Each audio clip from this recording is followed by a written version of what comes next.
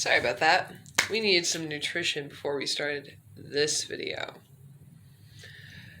Well, I have been asked by Patrick Ridge and by a lot of people to share my story of learning to lose. I hesitate to share my story because a lot of people find me naive, and when I was younger, now being sober, I was very naive. I had this notion that I could save the world. That whole, heroes thing, save the cheerleader, save the world. I kind of had that notion before that show came up, so we need to talk, ABC, because I think you stole some thoughts from my head. Just kidding. But in order to tell you this story, I've had a lot of people ask me how I was going to tell it and what things I was going to say, if I was going to use names, if I was going to tell the honest truth, or if I was going to sugarcoat it like everybody else does. Well, you should know by learning to lose that I don't sugarcoat things. By the way, I am so sorry. I'm trying to do better about this whole sniffing thing. I have horrible allergies. I keep tissue on me all the time. Please don't think that's gross. I've done this since my grandmother taught me when I was a little girl, so back off. But we'll do it off camera. Oh, I'm so sorry. It's so disgusting, I know. They sit there and listen to me sniff, and I know people have said something of it. I'm not doing drugs, I swear. Like, other than pot, which you all know I smoke pot. Or you should, by now. If you don't, now you do. It's the only thing I do is smoke cigarettes. So, again, how I'm going to tell this story. We're going to get it through it as honestly as I can. If I don't include some details or it seems a little fuzzy, it's probably because it's not part of my learning to lose story. So, in order to tell this story, we have to go back to when I was younger.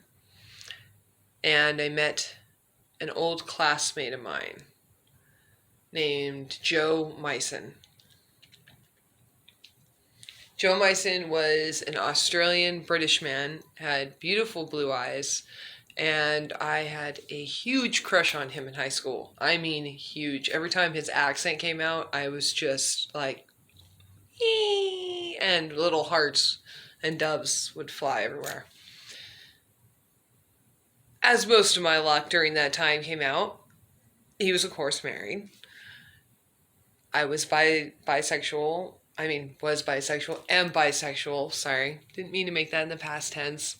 I am bisexual, but he didn't know that at the time.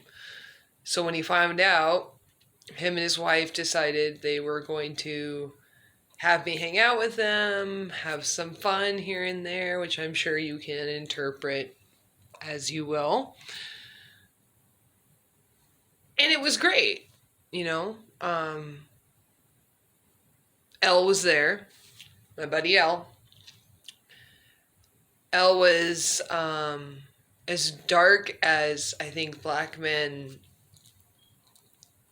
came because of the fact that, like, he could stand in the shadows and you wouldn't even be able to see he was there. He was very ninja, a heavy drinker. He claimed he was military. Over the years, I knew him for about 15 years, and over the years, my doubts of how military he was, gradually increased. Moving on. When I left the couple that I was dating, the married couple, I got Elle as a friend. And Elle was a down for anything plan, had my back, would stand up for me in a heartbeat. But he had a secret. He was very jealous of the fact that I only saw him as a friend. And I made that very clear to him. We are friends. We are ride or die friends. But that's it. That did not sit well with Elle. We later have a few years that go by, and we meet Jared, a very kind. Sorry, I had a phone call. Very unique, mentally disabled, obviously, from how he acted and how he interpreted things that were right and wrong. Grew up in a very strict military family. Jared was very nice. He was very polite. He was very respectful in my home. Him and Nick were best friends, and they had this level of friendship that, and Nick is my roommate, I do apologize. He's also my ex-fiance that I've been living with for eight years. Some of you might find that strange.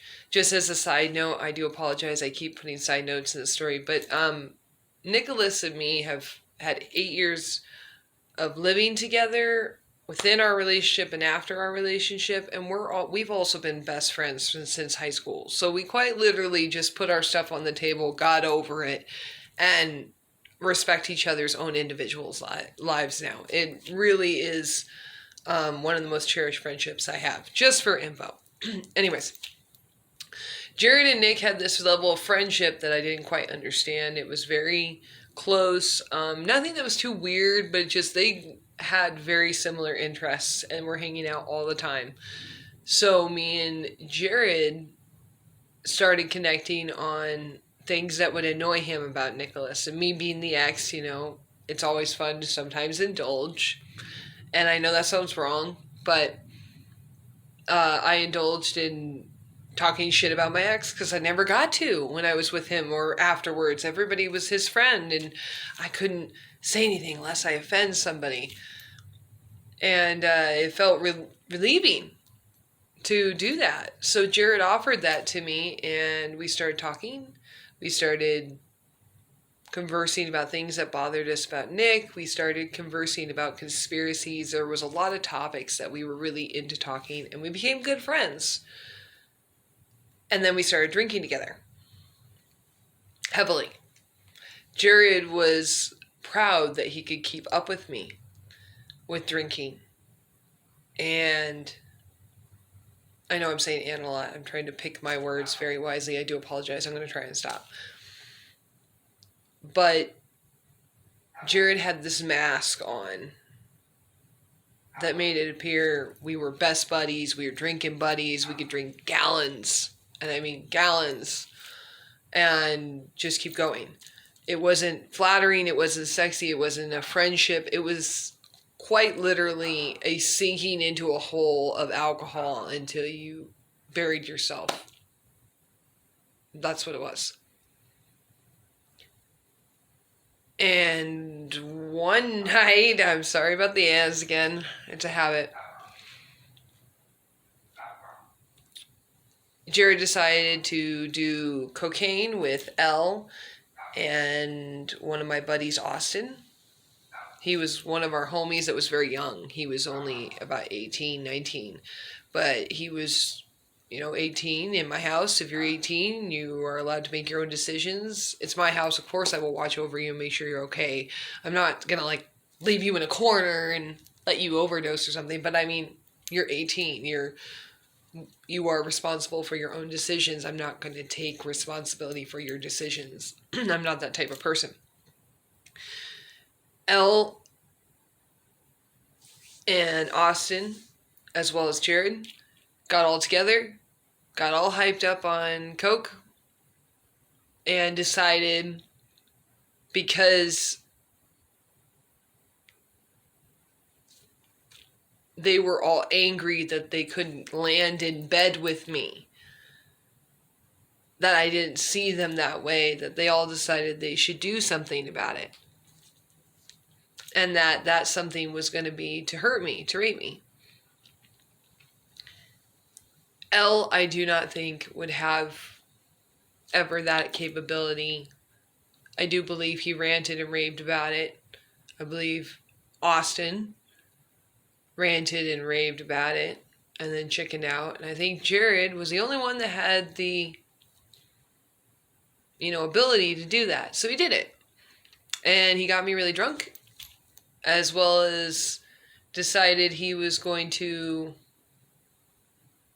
whiz all over me afterwards for some reason, which, by the way, I just, as a side note, I know that this is not a funny subject, but on the side note, I don't understand what that does for you men. Okay, just pointing that out there. Went through the court cases. First time I got judgment, he got probation. My lawyer was not satisfied with that. I was not satisfied with that. So we went back to court. He got prison time. He will be released in September. My recovery after getting raped was